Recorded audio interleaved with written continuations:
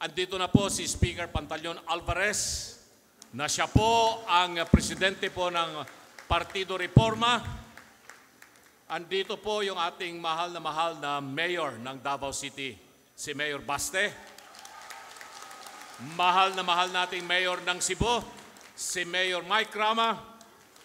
At ang presidente natin sa PDP, #1 Senator, Senator Robin Hood Padilla. At ang chairman ng Federalismo Dugong Dakilang Sambayanan, si Chairman Greco Belhicay, na dito rin.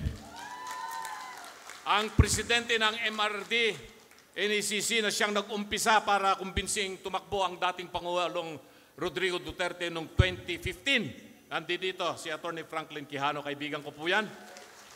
At yung mga iba pa pong mga national officials na nandyan po sa harap na nakaupo, hindi ko na po sila banggitin ng isa-isa.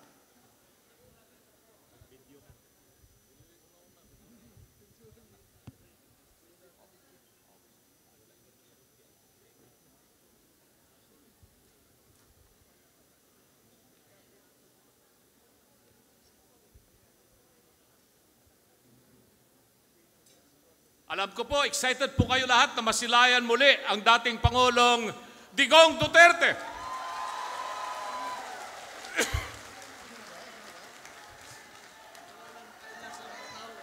Duterte!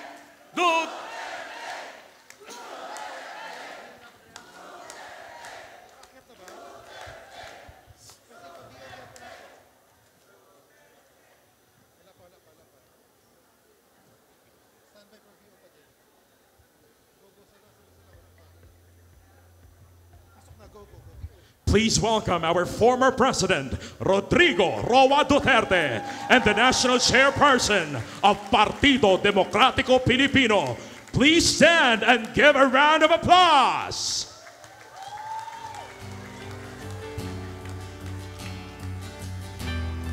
Ako, my office, my term, is only, it begins and ends with public interest only. Gaano man kaganda ang iyong hangarin, merong malagim na balakin na ika'y patalsikin. Ginagawa ka nilang kontrabida, pinalalabas na berdugo ng masa, palibhasa di pa nila naranasan, lalagay sa peligro ng mga adik na nagkalat sa lansangan. Huwag kang susuko sa aming Pangulo. Huwag kang susuko, pagod man ang puso ninyo. Nasa likod mo kami, nasa likod mo kami, nasa likod mo kami, nasa likod mo kami. Marami mang nagawang maganda at mabuti, hanap lang din sila ng mapipintas.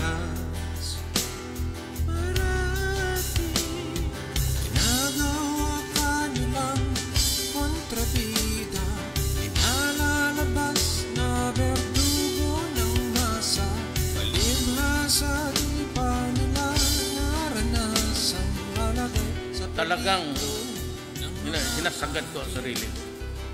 Tapos dito punta ka. It's because I want to be just a worker of God. Huwag kang susuko sa aming Pangulo. Huwag kang susuko, pagod man ang puso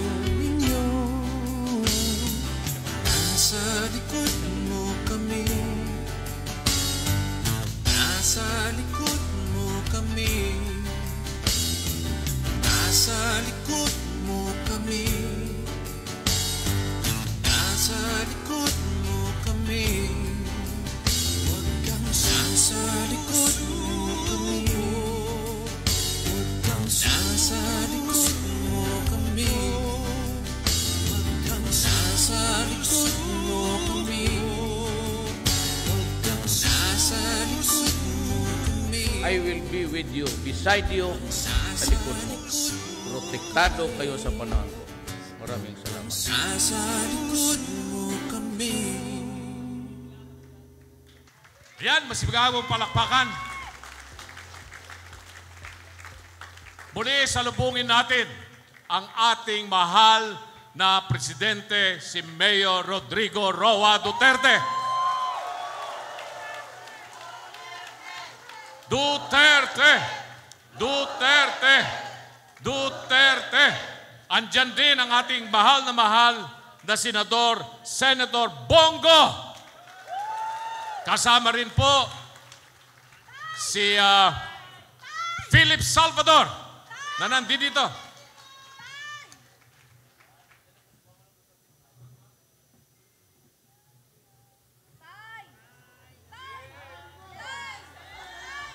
Si Senator Bato ay parating pa lamang.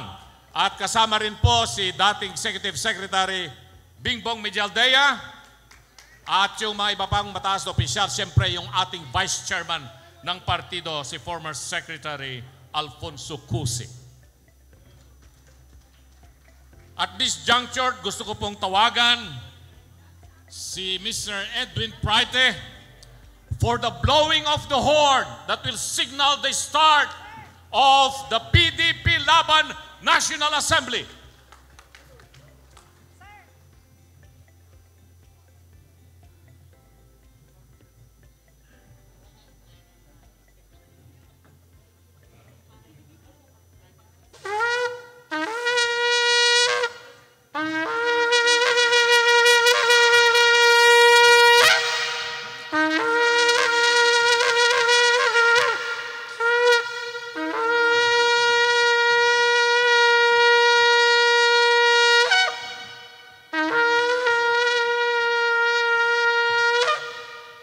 Ayan, palakpakan po natin.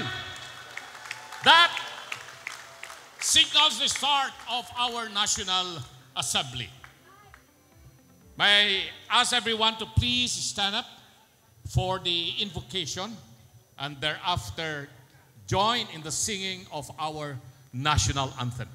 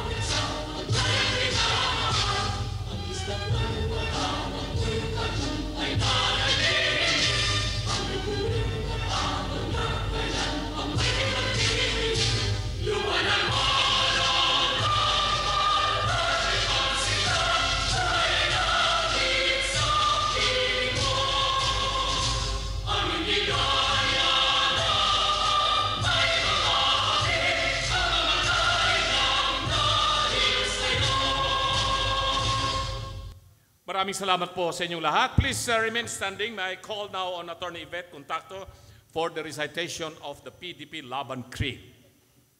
Today in this important endeavor.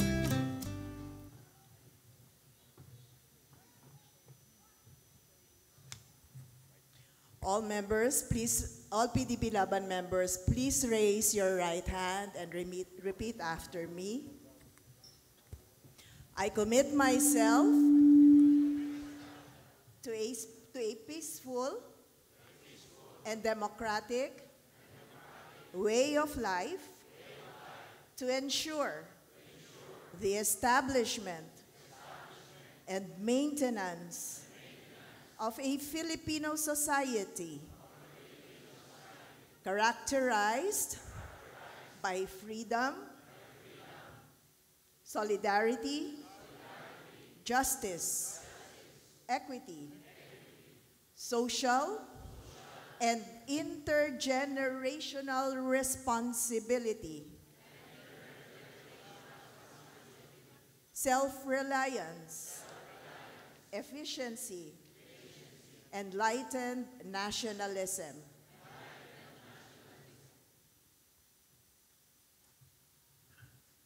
Thank you, Attorney Yvette. You can sit down. Please occupy your seats if you have available seats. Yung pong wala pong maupuan, pasensya na po kayo. Talagang SRO tayo ngayon dito sa PDP Laban National Assembly. Palakpakan po natin ang ating sarili.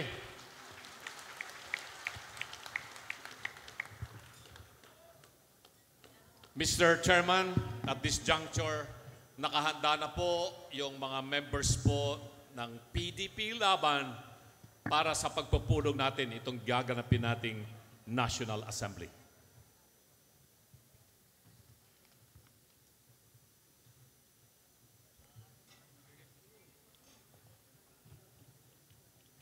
A'udhu billahi minasyaitanir rajim. Bismillahirrahmanirrahim. Mga mahal na kasama at kapatid, dahil tayo po ay kumpleto na sa konbensyon na ito, aking pong formal na binubuksan ang ating pagpupulong.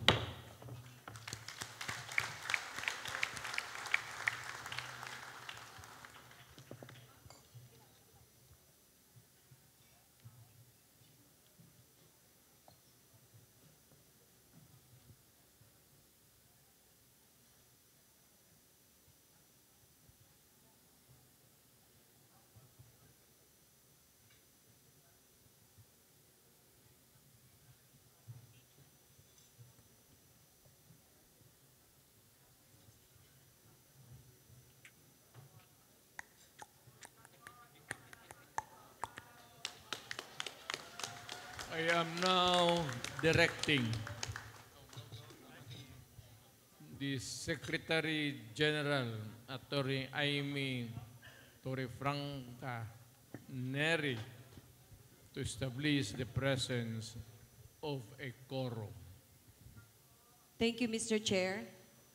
May I call Madam Chairperson for membership, former Undersecretary Astravel Pimentel Naik, kindly inform the body of today's attendance and if we have a quorum. We have sent out invitations to 700 individuals to represent the chapters all over the Philippines. We are required to only have 40% quorum to have an official quorum in this assembly. Right now, we have more than 1,200 delegates who arrived. We have complete 100% regional representation, and we have 90% provincial representation. We have 80% of our national officers and National Council Assembly, National Council members attendees. So we have reached more than the quorum, Mr. Chairman.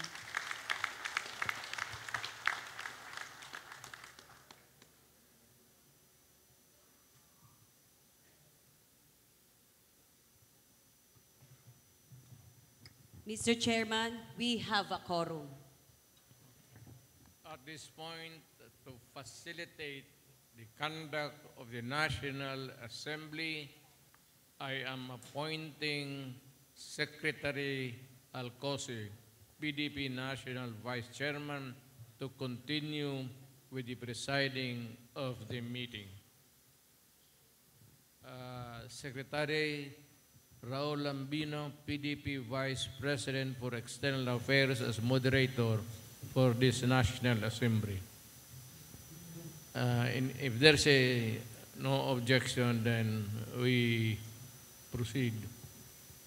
Thank you, Mr. Chair. Secretary Alfonso Cusi is hereby appointed to continue with the presiding the meeting, while Secretary Raul Lambino is hereby appointed as the Assembly Moderator. Thank you very much, Mr. Chairman, Secjan. Nakakatuwa naman ngayong gabing ito na napakarami ng attendees natin. We were not expecting to have this kind of attendance tonight. And I congratulate everybody. Napapakita natin ang suporta natin sa ating partido, especially to our chairman, Mayor Rodrigo Duterte. So we'll proceed with today's meeting. And today we have an agenda that was prepared and approved last April 19 in Cebu when we have our national convention. And this agenda is here with us, and may I ask our moderator to please proceed with the reading of the Assembly's agenda. Thank you, Mr. Vice Chairman. I have the honor to read the agenda for today's National Assembly.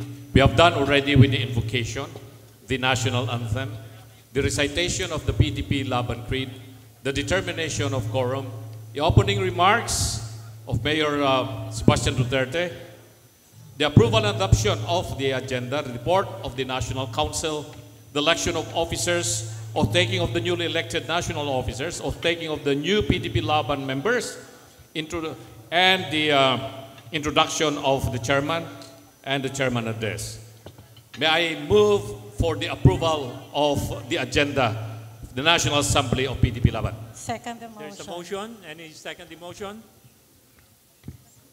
Seconded. So our agenda for today's assembly is hereby adopted. Thank you very much. Mr. Vice Chairman, at this juncture, may we ask Mayor Sebastian Basti Duterte to deliver his opening remarks.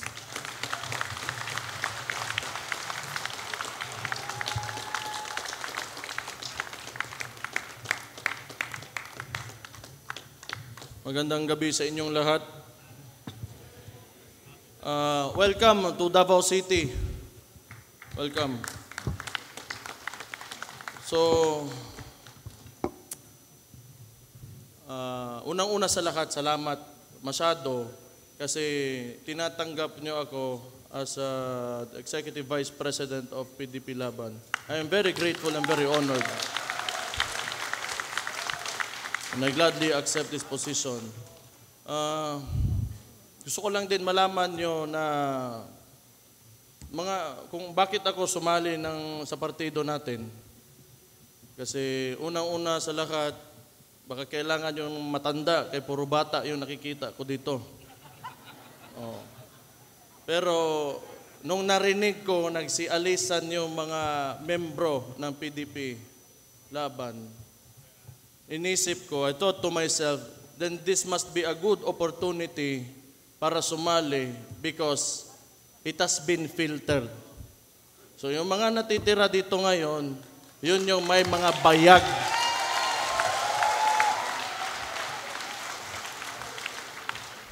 Kasi kung gusto talaga natin na may tunay na pagbabago, kailangan ang paninindigan ng tao, ng isang individual.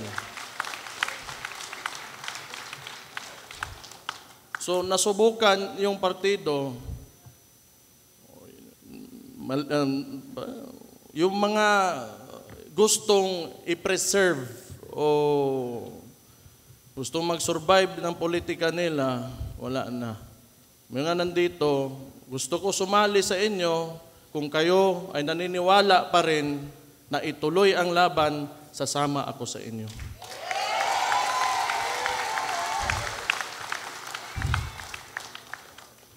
Kung gusto talaga natin baguhin yung bansa natin, at least alam ko, yung mga kasama ko, handang magpakamatay para sa bansa nila.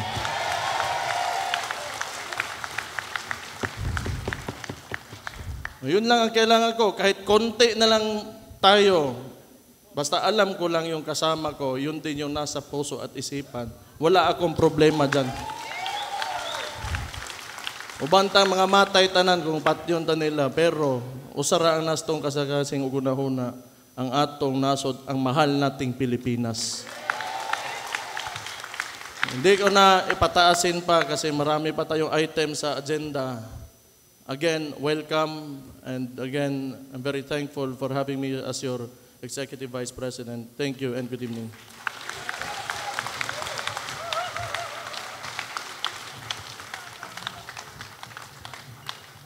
Wow! Palakpakan muli natin ang ating Executive Vice President, Mayor Baste Duterte. Before we proceed to the other items of the agenda, let me acknowledge also the presence of former Secretary Wendell Avisado, who is now going to be inducted as one of our top officials of PDP in a matter of time. We shall now proceed with our agenda, but before that, again, I'd like to thank Mayor Baste for your message to the Assembly. And